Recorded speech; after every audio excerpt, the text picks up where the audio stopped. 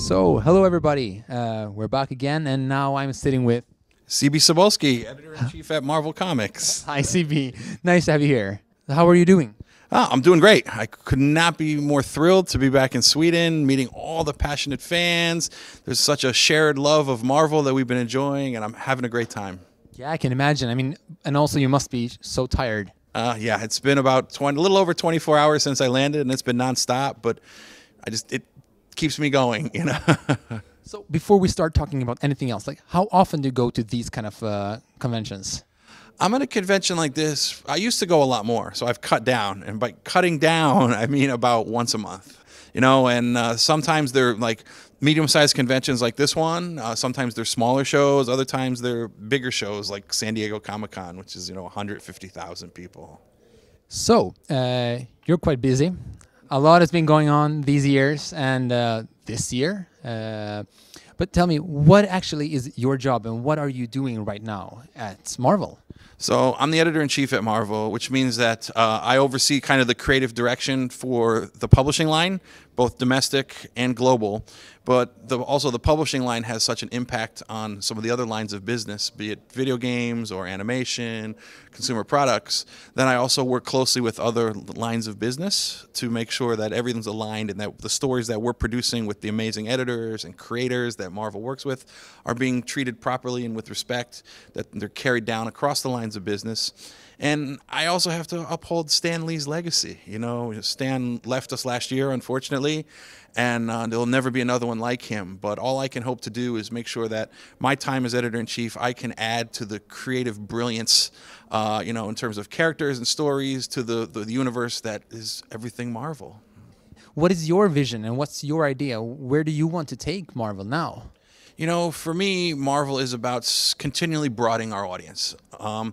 Stan always said that Marvel is the world outside your window, and he wanted the Marvel Universe to feel lived in. He wanted everyone to see a reflection of themselves in our characters. Like you said, Peter Parker, for me too, such an influence.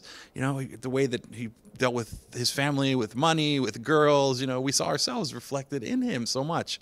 And it taught us much. It inspired us. It educated us as young boys growing up.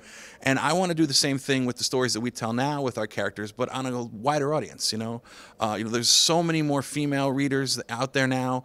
There's so many more international readers, so many, people from all walks of life, There's such a diverse reader base and a viewer base that I want to make sure that no matter who anyone is now, no matter where they live, they will always find someone like the new Peter Parker for us. But that's actually really interesting because I've felt that you have so many more female protagonists, like lead protagonists. Also, you have more non-white, like Miss Marvel, for instance. In what way are you going to continue with this?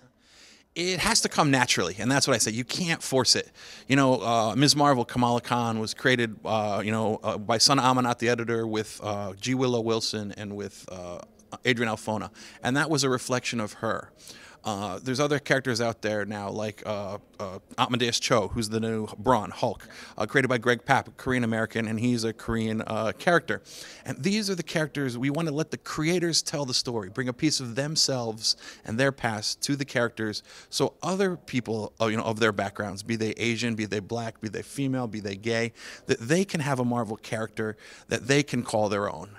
And I can't tell you how recently, you have people who read a book like Spider-Gwen, or they read a book like Kamala Khan, and especially with the Into the Spider-Verse movie with Miles Morales now, how many people said, there's a Spider-Man that looks like me. I finally saw myself in another Marvel character. And those are the words I want to continue hearing as we grow the Marvel line to, expand our creator base and our character base.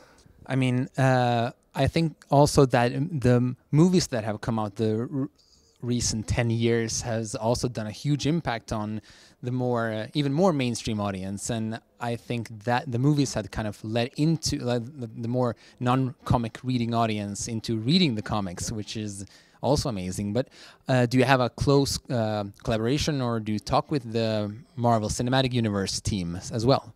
Yeah, we do have connections with Marvel Studios, of course. Kevin Feige, head of Marvel Studios, the grand master of the Marvel Cinematic Universe, huge Marvel Comics fan, great guy. We talk a lot. We used to have a closer relationship. There used to be the creative committee, but as the Marvel Cinematic Universe grew and started taking on stories of their own, they didn't need us anymore. They knew exactly what they're doing. Kevin has the long boxes in his closet for all the comics that he loved, and he had a vision for the Marvel Cinematic Universe. And as they executed that vision, we still stayed in touch. And what it turned out is that they used to take a lot of inspiration from comics at the beginning and put that into their film. And now it has all come full circle because they've done so many amazing things with the movies that we always say, oh, we're putting that in the comics, we're taking that in the comics, we want to do the comics side. So it's a symbiotic relationship. We're really just influencing each other now as each division has grown kind of in different ways creatively, but it's still a shared kind of love that keeps the fans coming back to both. The Marvel creative multiverse. Exactly, that's a good way to put it. Yeah, but going back to you guys, so I was just thinking, for your kind of for the comic part of Marvel, what is the kind of goal for the next 10 years for you guys? Do you have a goal? We build out every 2 years, and we do have a 5-year plan. Yeah.